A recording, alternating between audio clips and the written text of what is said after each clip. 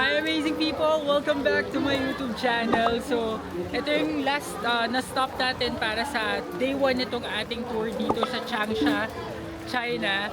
And andito tayo ngayon sa Wangxing Walking Street para mag-shopping basically at maglibot-libot dito kung ano yung makikita.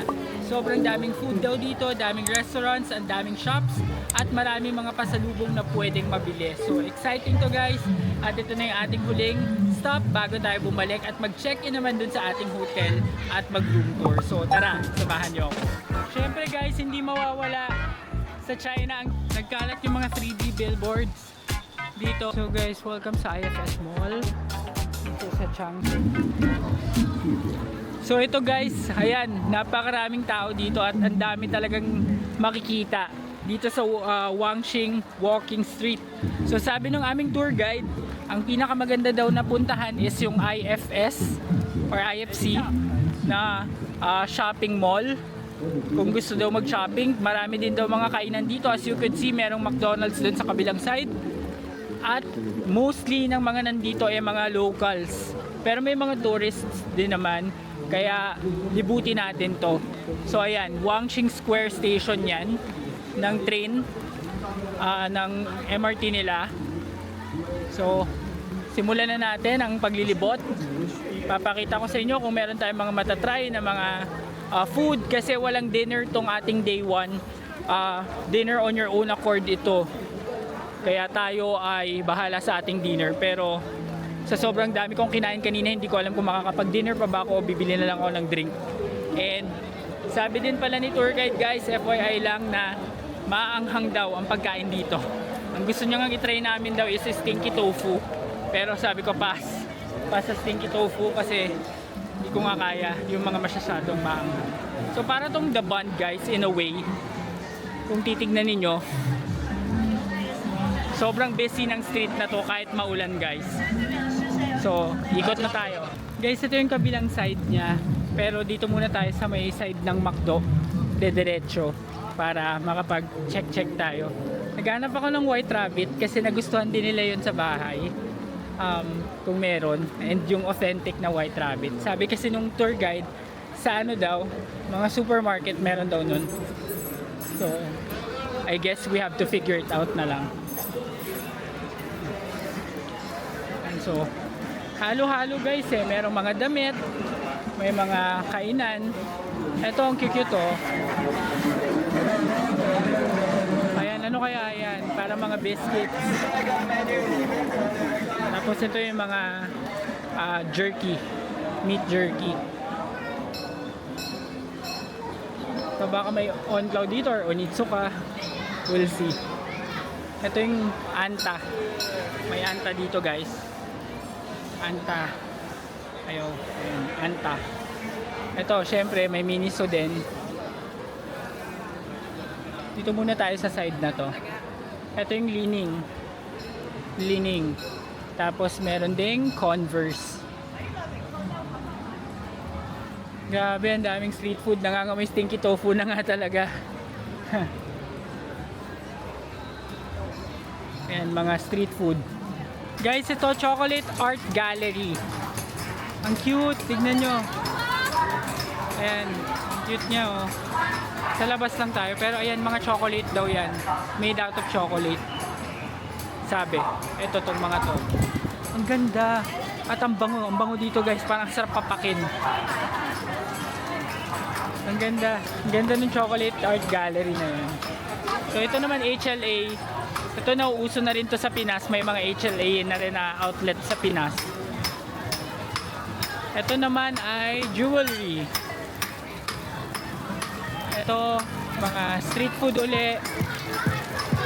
Grabe, ang daming tindahan dito. Guys, ito mga buting-ting. Mga ref magnets and stuff. Grabe guys, overwhelming dito. Ang daming tao. Tapos, talagang malalakas yung mga patugtog nila. Talagang yaya. Ang hirap kasi mag-vlog dahil may payong. Ayan, so pan ko lang ulit yung cam. Ito, mga street food ulit. Sobrang daming street food guys. May mga skewers. Merong mga skewers. Pero ang tatapang nung nung amoy nung mga tinitinda nila. So depende na lang sa panlasa mo kung ganyan yung mga tipuhan mong panlasa, magugustuhan mo dito. May mga free taste of course, mga tea. Ito, mga jerky.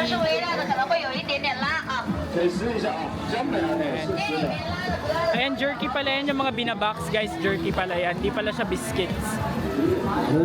Ito mga jewelry. One side pa lang to guys. One side pa lang to pinupunta natin. Ito nakalagay meters bond. Wow. Grabe guys, para siyang The Bund talaga. The Bund. Para siyang Nanjing Road. Hindi pala The Bund, Nanjing Road. Yun. Para siyang Nanjing Road guys.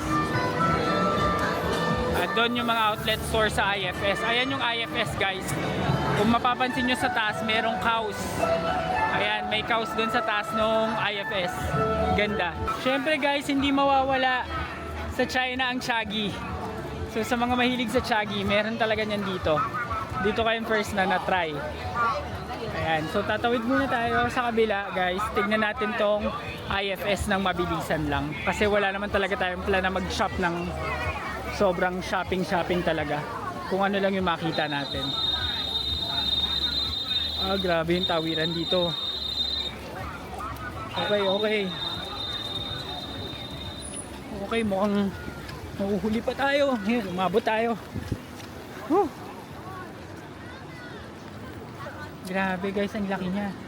Parang, ayan, nandito tayo galing sa kabilang street na yan. Babalik din tayo dyan mamaya. So, for now, punta muna tayo dito sa IFS. So guys, welcome sa IFS Mall. Dito sa Changsha. And ito yung una nyo makikita, Gentle Monster. And then merong Rimowa. And so, and guys, may Apple store din. Pero since China ito, yung variant nung iPhone nila dito is China. So, may mga konting restrictions and limitations lang yon kumpara sa mga ibang variant. So, i-search nyo na lang. Ayan, so ano siya? Napakaputing mall. So, tignan lang natin kung meron tayong mabibili, pero mukhang wala kasi mukhang branded lahat ng tinda dito. Ayan, mga Alexander Wang, Kenzo, Dunhill. Wala naman tayong pambili niyan. Yun lang tayo sa mga tiyanggi-tiyanggi sa labas dapat. So, di ba since nandito na naman tayo, ikutin na lang din natin quickly. Guys, bumaba ako sa lower ground floor kasi dito daw yung supermarket. So, hanapin lang natin yung supermarket para bumili ng White Rabbit. And hopefully, meron dito. Okay na nandito tayo ngayon sa loob kasi medyo malakas na naman yung ulan.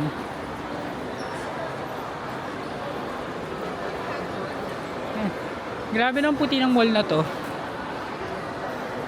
Ito may Sanrio din, oh. Yan, Sanrio yung mga Hello Kitty. Yung mga Cinnamoroll. Tapos may Uniqlo din dito. Check lang natin quickly tong Uniqlo. Baka lang mas mura or what. Alright, Uniqlo.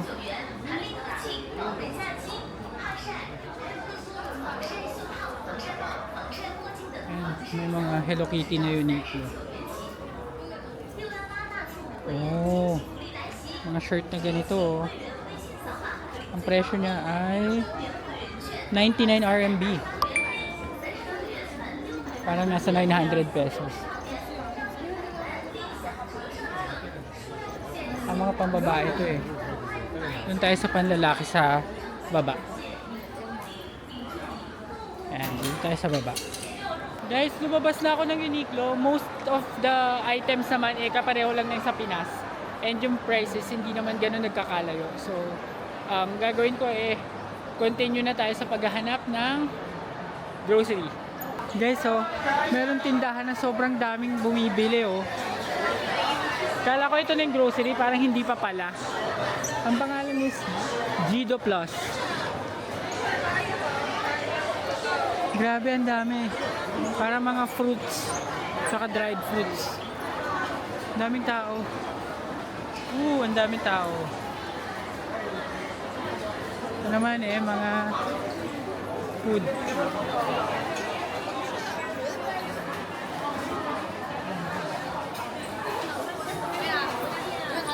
Grabe guys, ang daming tao dito, promise. Holiday ba ngayon or dahil Saturday?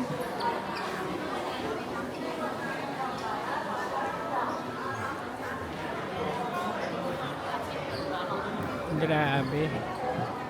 Hindi ko pa rin makita yung grocery. Guys, tignan nyo yung mga bread dito. Nakita ko UH Select. Itong lava cake, ang laki, 17 RMB lang. Ito ang cute to. Grabe, ang lalaki ng bread nila guys. At ang bango.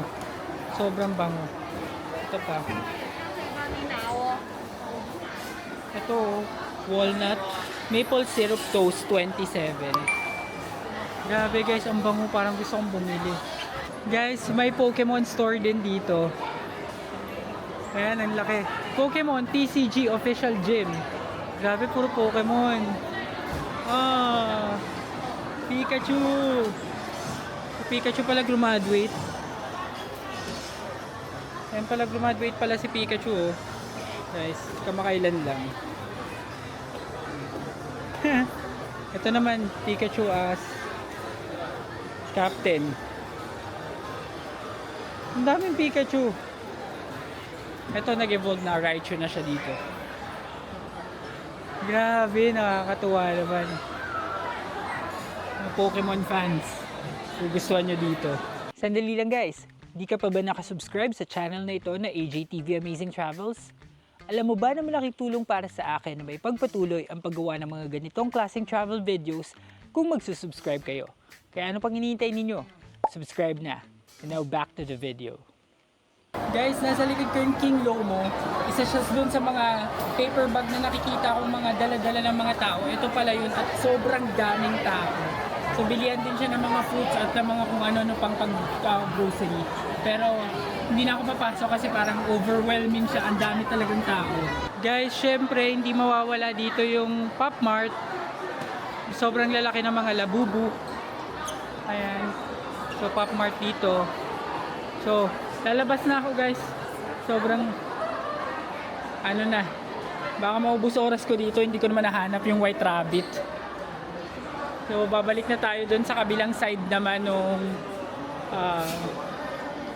street, nung food street, shopping street. Guys, meron din palang ice skating rink dito sa IFS. Yan. Lakas maka Mega Mall. Eto na guys, sa wakas nagkaroon na ng liwanag. Nakikita ko na yung parang grocery nila. Hindi ko alam kung ito ba yun o yung kabila eh. Pero parang parehong grocery eh. Sige, patol na tayo dito. Hanapin lang natin yung White Rabbit. White Rabbit, White Rabbit, White Rabbit. Parang mga imported goods dito. Hanapin ko lang yung White Rabbit guys. So mission failed guys. Walang White Rabbit dun sa grocery. So labas na talaga tayo dito at baka mahuli pa tayo dun sa ating meet-up time. And para magala natin yung kabilang side naman ng walking street. Yun na talaga, promise. Guys, look oh. Nagkalat yung mga 3D billboards dito. So pabalik na tayo dun sa kabilang street. Grabe, napaka-vibrant ng lugar na to. Napakarami ring tao. And magkakatabi lang yung mga malls. Kaya talagang kung may time kayo, hindi kayo naka-tour, matagal-tagal kayo magstay dito. Marami kayong makikita.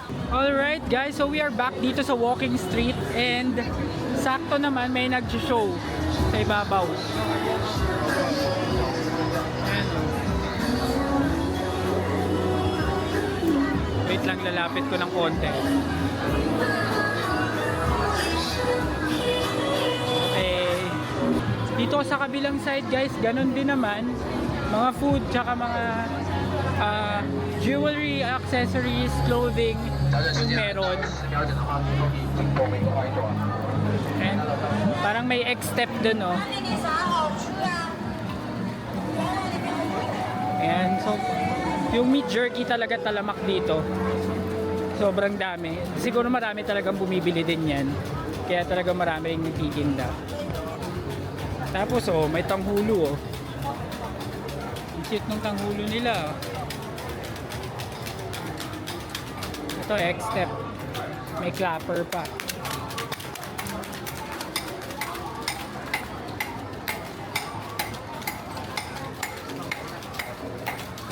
Uso pala talaga sa kanilang clapper. Kala ko sa X-step lang. Maraming may clapper. Ayan o, para makapagtawag ng ano, ng customer. Oh, ito X-step din. Laki ng X-step. Yan guys, medyo lumuwag na dito kasi we're almost at the end of the street.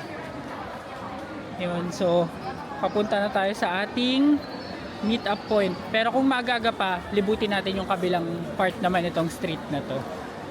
Anong oras na pa? Ayan, meron pa tayong 45 minutes para maglibot dun sa kabilang side ng street. Tignan natin kung ano makikita natin dun. Dito sa kabila naman guys, merong Sprite na natapon. May parang Sprite station. Puro Sprite naman. Pero dito mas konti yung tao kumpara doon sa kabila. Pero may mga mabibili pa rin dito. Ayan. Baka may bakery din dito na hindi matao, edi makakabili tayo tinapay. Sobrang haba kasi talaga ng pila doon sa mga bakery na mga bake shops na nakita ko kanina sa mall. Doon sa IFS, sobrang haba. Define Blockbuster. Ganun. Parang uwian na yata nila kaya talaga ngayon na sila nagbibilihan ng mga food.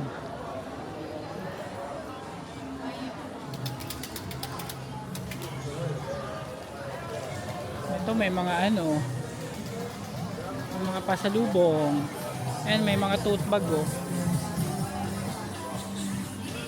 Pero walang White Rabbit. Guys, dito merong malaking Mishu. Ayan. Ang laki. Mga 4 na floor siguro yan guys. Mishu. Guys, punta na lang tayong 7-Eleven para bumili tayo ng mga stocks lang for tonight. Kasi wala nga, isolated yung hotel natin. Kaya baka wala tayong mabili ng food doon. So mabuting meron na tayo. Okay. Let's go.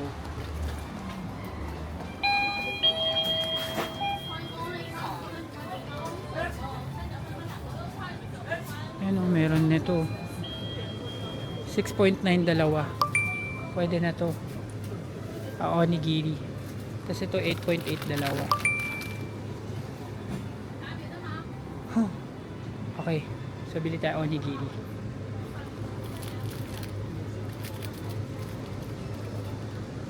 Ano masarap? Sa picture lang tayo magbe-base. Kani. Ito chicken. Ito na lang chicken. Dalawang chicken. Ito, oh.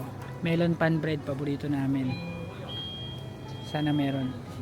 Melon pan bread. Walang melon pan bread. It's sad. Pero ito parang melon pan din to eh. Mashubaw. Ala. Baka hindi masarap. Hanap pa tayo iba. Guys, nasa bus na kami ulit. Hotel na yung next destination nito. Quick room tour na lang at makakapagpahinga na tayo. So stay tuned. So guys, ayan. Dito na ako sa room ko. 7029. And finally nakakarating na tayo sa hotel. Makakapagpahinga na tayo after a very long and tiring day. Pero mag-room tour muna tayo and sabay-sabay nating check tong room natin. So, let's go. So, open. Keycard. And welcome to my room! Okay. Lagay ko muna yung keycard dito. Tapos, pasok ko na pala yung mga gamit, guys. Baka kasi malaki. Mahirap na. Oh, nag-iingay siya kapag ano. Nag-iingay siya kapag bukas. Okay. Let's start here with our toilet and bath. So, ganda. Ganda naman. Meron dito blower. Meron dito mga toiletries. And, yan. Meron din dito yung mirror pang vanity. And of course, ito yung bath niya. So, may shower, may hot and cold, may meron na siyang shampoo and soap. Tapos, dito yung toilet. Yan. So, meron din slippers dito. Meron mga towels. Kompleto naman siya. And then over here, meron din full body mirror pang OOTD. And this is my bed. Napakaganda naman, panalo naman dito, guys. So dito muna sa side na to, merong 2 bottles of water, merong mga tea, may kettle, tapos ito yung ref. Hindi pa nakasaksak, saksak natin para gumana siya. Ayan. Ayan, gumagana na siya. Tapos, ito naman is nakalagay, built-in gas mask. Do not open at least. Akala ko naman. So, may robe here. Tapos, ito may extrang comforter. Tapos, dito naman ay may safe. Tapos, dito merong bedside table. Meron na naman mga slippers. Merong pang lamok. Tapos may ilaw. Tapos nandiyan yung remote ng aircon. Tapos, this is the bed. Hindi ko alam kung king size pa to. Mukhang king size bed. Dito sa side na to, merong table. May flat screen. And then meron din couch here. May isa pang bedside table with telephone.